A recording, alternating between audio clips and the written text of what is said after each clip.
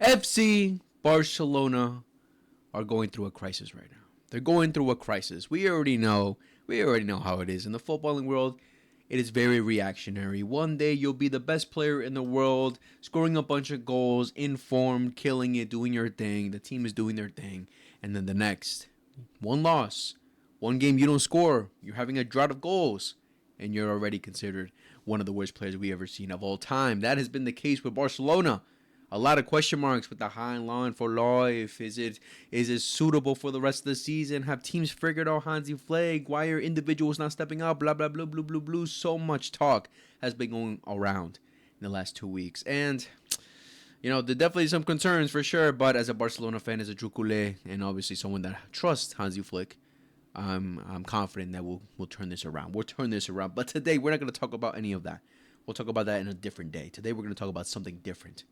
We're going to talk about individuals, specifically 3 individuals. As you can see from the title of the video, today we're going to talk about 3 individuals who I will be looking at for the next couple games, the next month or so, probably until we go into the second half of the season. So from here until the end of the first half of the season, which is around December time, right? We all know midwinter break, whatever you call it. But from here until then, I'm looking at these players. I'm looking at these players with a lot of question marks so far, what they've shown me so far through this season, even a bit from last season, and to see if later in the season we'll have more serious conversations. If we'll get to that point, we'll have serious conversations. So I picked 3 players I'm going to be looking at. Of course, there are a lot of other players we can have conversations about, but for today, I'm going to focus on 3 players. All right, so let's get straight into it. Oh, wait, before we get into it, guys, we're close to 500 subscribers. So if you have not clicked that subscribe button, please do it. It's free. Like, what are you doing? I know you right now. You probably aren't subscribed right now, aren't you? And if you are, I love you. You're a beautiful person. But if you're not, what are you doing? It's free. And how about throw a little like in there, a little share? You already know what to do. I'm not going to talk. I'm not going to drag it too much, but please, we're almost there. So please help me out with that. But let's get in to the video. Let's get straight into the first player. And the first player that we are going and the first player that we're going to talk about is the Are you stupid? Did you actually think? I was going to mention Pedri. Probably not. I'm trying to joke around here, but clearly not, bro. He's the best player in the world, the best midfielder in the world. Probably better than Luka Modric of all time. We'll talk about that later in his career, but obviously not. He's been our best player. Get that out of the way. But the first player is Gerard Maldini. Gerard Maldini. Listen, buddy. Going into the season, I had a lot of doubts with you and a lot of doubts as to why Barcelona have not signed any fullbacks. Why are we not reinforcing? Why are we not getting reinforcements? Especially on the right-hand side, we have Jules Koundé, who's not a proper right back. And we got rid of Hector Ford. We put him on loan. And Eder Garcia could definitely fill in. But having 2 center backs, natural center backs playing as our right back, brings some concern. But okay, they could do the job. But on the left-hand side, we already know Alejandro Balde is our main guy. He's our boy. He's the main guy. But then, who comes after? Who comes after? This guy. Gerard Martin. Listen, a lot of people have different opinions about Gerard Martin. I think the majority of Barcelona fans have a similar opinion when it comes to Gerard Martin, that he's not good enough, that he's shown signs where sometimes he puts up a good performance. I'd say it's very rare. I'd say it's very rare. I say for sure he's better defensively than going forward, right? He's better defensively than going forward. At times he can handle his whatever players attacking him. At times he can do a pretty good job because he's a tall player. He's pretty physical at times. But then there are moments where you just question his footballing ability. Like, what are you doing? How are you letting this guy easily get through you? How are you getting bullied off the ball so easily for a guy of your stature, right? So question marks with that defensively, but going forward is the most concerning thing about it. The most concerning thing about him, because we already know. On the right-hand side, Jules Koundé linking up with Lamine Yamal. Again, Jules Koundé is not a proper right back. He's not that, prolific right back that every team would want, like the likes of Hakimi, like the likes of even Dani Carvajal for Real Madrid, the Trent Alexander-Arnold. He's not those type of right backs, right? He's a guy who's playing the center back and transitioned to the right back. But he's improved massively, and going forward, he's improved for sure. He's definitely improved. In the final third, I think he's gotten a way better. But there's still some things he could improve, but he's definitely gotten better. I can tell you for sure he's better than Gerard Martin going forward. And Gerard Martin is supposed to be a proper left back. The only thing Gerard Martin sometimes offers is putting up a good cross, in the final third. That's basically it. But one-on-one ability, him carrying the ball, it's disgusting. It's terrible. Nowhere near good enough. Nowhere near good enough. Right now, we know that Rashford has currently been our best player or one of our most informed players, considering the last couple of games where Lamine Yamal, Rafinha have been out. They haven't been fully fit. They haven't been 100%, right? Rashford has been, that shining guy right there who's actually been performing for us going forward. That's actually trying and willing to help the team score goals, attack, whatever the case may be. But what is he missing? He's missing a partner. Because I've been very, consistent when it comes to Rashford that he's a confident player. He's a confident winger that will go at players, but he's not as tricky. He's not as skillful as a Lamine Yamal, where he'll constantly cook his right back, whoever's on him. He'll constantly cook them, constantly create chances, right? He'll get that one moment, that one little spark where he'll get through and cause a very dangerous opportunity, but he's not like Lamine Yamal on the right-hand side who's constantly going to do that. So, what does he need? He needs a partner. Unlike Lamine Yamal, who doesn't really need Jules Koundé because he can really do it all himself because he's a beast, Rashford definitely needs that help. And we can see that Gerard Martin is not that help. That's why I'm so excited that Alejandro Balde is back. But the main concerning thing is that Alejandro Balde is very injury prone. This guy gets injured every single season. Every single season he gets injured. Last season, I think it's been the most I would say longest season that we've seen of him. So far in his Barcelona career, if I'm not mistaken. Like ever since he's joined Barcelona, or at least got into the first team, he's always getting injured, always getting under Xavi, now under Hansi Flick. We've always seen this guy get injured, and again, last season was probably his longest season. And then he got injured towards the end. But I'm pretty sure he got injured towards the beginning as well at points, or wasn't fully fit, right? But towards the end, he got injured, unfortunately, and that's when we really missed him because of what he offers you, which is a beast going forward. And Gerard Martin is just not that guy. So the reason I'm looking at Gerard Martin is that it's unfortunate. I hate it. I hate to say it. But I feel like we are going to see a lot more of Gerard Martin throughout the season. Not only just to give rest to Alejandro Balde, which at points he will need, but it's a matter of I can't be confident enough to, think that Alejandro Balde is going to be fully fit for us the whole season. I don't know what it is with him. I don't know why he's always consistently getting injured. We need to find a solution because clearly when he's not in the team and we have to put this guy in the team, we're lacking a lot of quality going forward. And even defensively at times, it's a struggle to watch him. It's a very big struggle to watch him. So I hope Hansi Flick and his team find a solution for Balde like you did with Pedri. Get him playing a full season, get him fully fit, get him 100% so we can play a full season for us and start killing it for us because Gerard Martin is just not a guy that I can have a lot of confidence in. But again, I think we are going to see him. We're going to have to use him when Alejandro Balde is out. So he's going to have to step up. He's going to have to step up. The main thing I really want him to step up is going forward. That's the main thing I want him to step up on. Because again, Rashford, if he has a partner next to him, Rashford really knows he likes to shoot. He's a very confident player. If you give him the space, give him those opportunities, feed him, he'll cause problems. But if he doesn't have that partner, then he has to do it all himself. We saw it against the PSG game where he had absolutely no help. No one was helping him on the left-hand side. He was trying it on his own, and he was getting bullied off the ball a couple of times with Hakimi, Zabarny, both pressuring him, putting pressure on him, taking the ball off of him, and he had no one to help him out. Because Martin, he was obviously very aware that I can't press up high enough because I'm not that good. And if I do, when I make a mistake, boom, Hakimi's going to storm past me. So that's the problem that we have with Gerard Martin, that we have no confidence going forward. But that's something he has to improve. He has to improve. Hansi Flick has to instill that mentality. Hey, you have to get better. Of course, ball carrying at the manner of Alejandro Balde, like trying to do it at the same level, is not going to be easy. Nowhere near the same at all. Like, because technically on the ball, I guess Alejandro Balde is way better than Gerard Martin. But it's a matter of at least try to offer something. At least try to offer something going forward.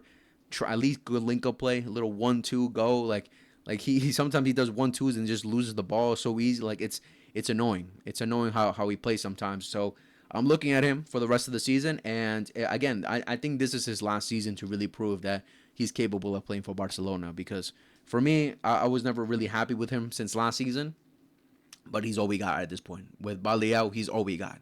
We've tried Garcia in the left back, and I don't think he's gonna work. It's not gonna work. So, Gerard Maldini, hopefully we can start calling you that. Hopefully that can be your permanent nickname for the future. If it comes down to you improving. If you can improve, man, that'd be blessed. That'd be blessed. But we need you to improve, man. We need him to improve. So hopefully that comes down to it later in the season. But yeah, Gerard Martin, please improve. The second guy we're going to talk about is none other than woo! We already know who it is. Ronald Araujo.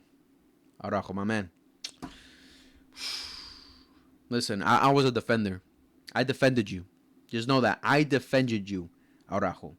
I defended you when everyone said you were out and done and we had to sell you. Too many mistakes in big games.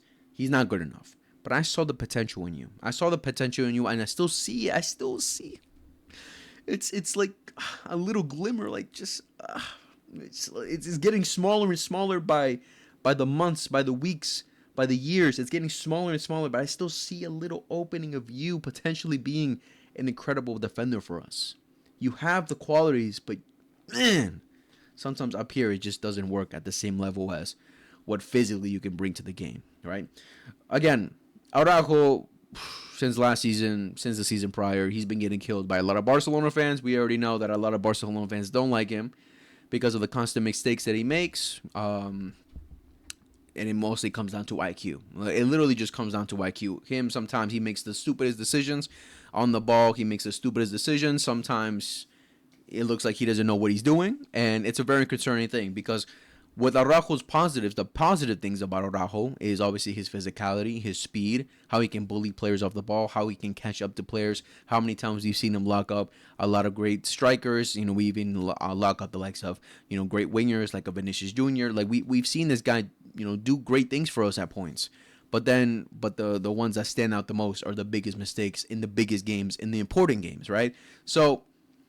So far this season, Araujo, I thought at the beginning looked solid. Looked solid in the first couple games. He looked like, all right, he might be understanding it a bit with the high line. He might be finding that connection with the back line, being that leader because we know that he's one of the captains. But also at times you're just thinking like, oh man, it's not good enough. It's just not good enough. And I don't know. It's still a concerning thing. Like it's gotten to the point where at least I'm at the opinion that Eder Garcia should start being one of our main center backs, right? Like it's gotten to that point because Eder Garcia has been one of the most outstanding players so far this season, and Araujo hasn't been convincing enough. He hasn't been convincing enough.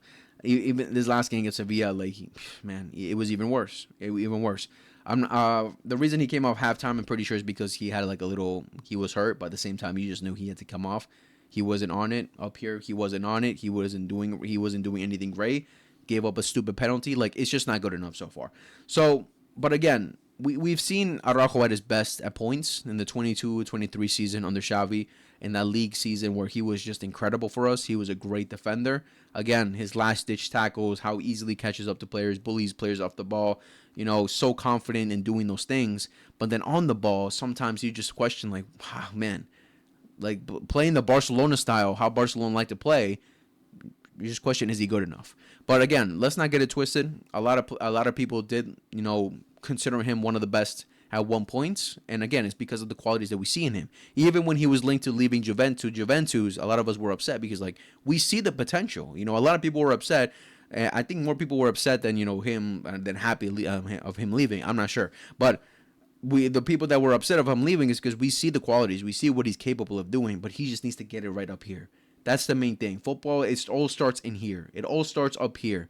What you can bring, what you can offer your team. If you get it right up here, boom, you'll be perfect. You'll be great for us. But Araujo, again, so far this season hasn't looked the best. He's definitely some concerns, but again, these are the moments where he has to step up. These are the moments where now he has to show his worth. Because again, if it comes down to him having another poor season, If this next couple months, these next couple months, we'll see that he's not good enough. Man, we might have to cash in. Like Juventus were offering 60 million. Barcelona, no, we need the money. We might have to cash in at this point because he's getting, I think he's like, what, 26, 27, something like that. He's getting close to his prime years, so it might be worth keeping him to see what he can do in his prime years. But prime years also comes from development, how much you improve year by year and year. If he's not improving, we're still seeing those same mistakes year in, year out, then there's no prime. We're not going to see a prime. We're not going to see a prime. His prime just might not be good enough. So, I mean, with Araujo, man, you have to step it up in the brain because again, with the qualities that he offers, the positives that I said, he does it better than any other center back that we have. So, if he can bring those qualities and match it up with, let's say, the IQ of a Christensen or a Kubarsi, hey, maybe we'll get incredible Araujo to be one of the best center backs in the world that we can call maybe in the future. But Araujo, I'm looking at you with a close eye, a close mother effing eye, because the clock is ticking, buddy. The clock is ticking. But last and not, oh shit, this is the wrong one. But not, I said it wrong. I don't know. But last up is Dani Olmo. He's injured. Yeah, he's injured. I think he's out for like 3 to 4 weeks. So, for the next month, all I need you to do, Dani Olmo, calma, relax, recover well, recover well. Watch your favorite shows, be with your family, have a good time, enjoy this next month. Of course, working hard, of course, to try and get back as soon as possible because we'll need you. As much as you're not in great form, we're still going to need you.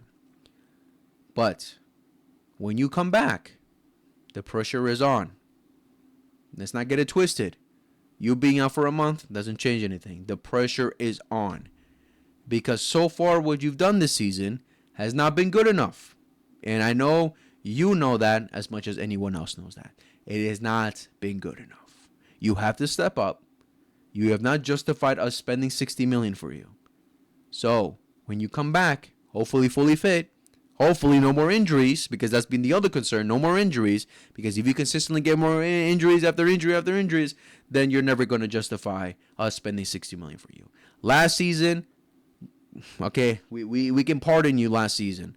I think some things definitely covered up because of we won trophies, we were very successful, you were a part of it at times as well, but for the main part, you were injured a lot throughout last season. So, okay, we can say, all right, he was injured. We really didn't see the full potential of Dani Olmo. But so far this season, we're still not seeing it.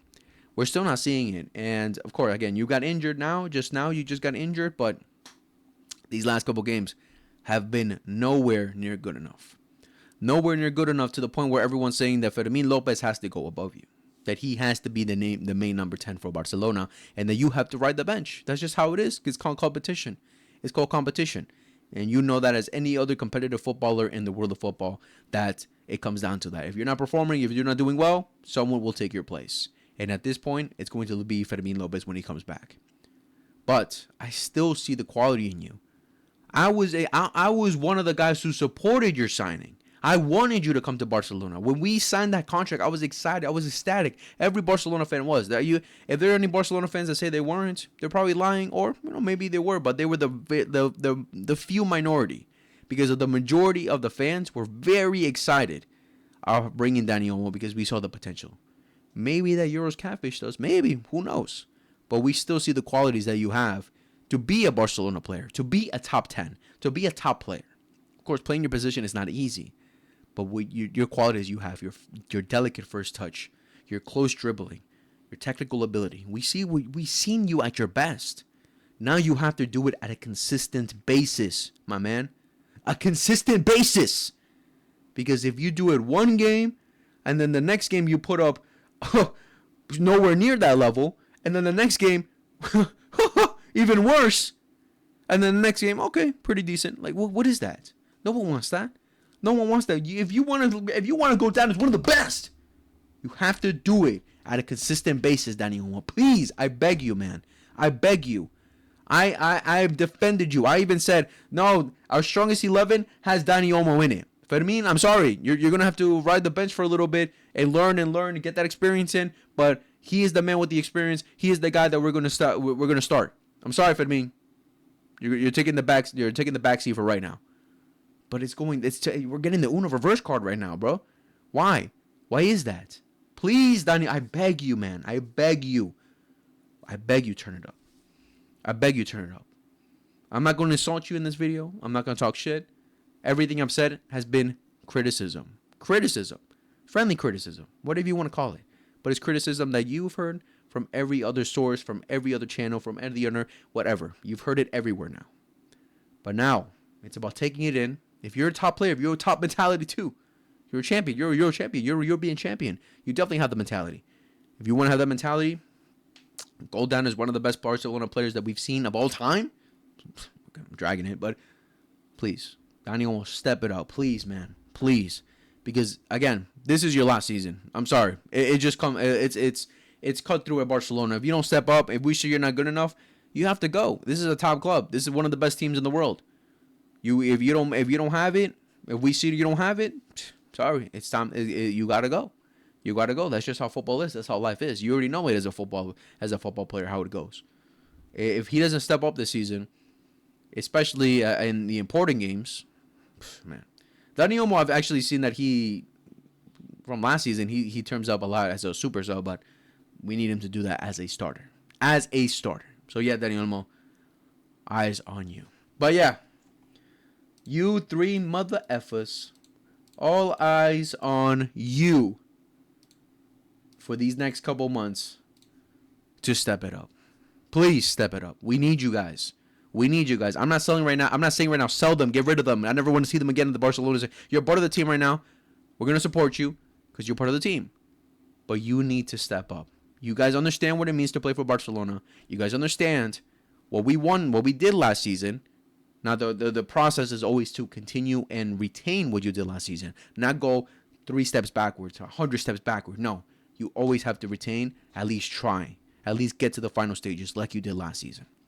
So please, I beg you guys, step it up. But yeah, guys, that was the video for today. I hope you guys enjoyed. Make sure to leave a comment down below to let me know what do you guys think about these 3 players that I just talked about. And if you have your own players that you want to talk about, let me know who those are down in the comments below. Again, we are close to 500 subscribers. Please, guys, subscribe. Tell your friends to subscribe. Tell your mom, your cat, your dog to hit that mother effing subscribe button because we're getting close. I love you guys. Much love. Take care. And peace.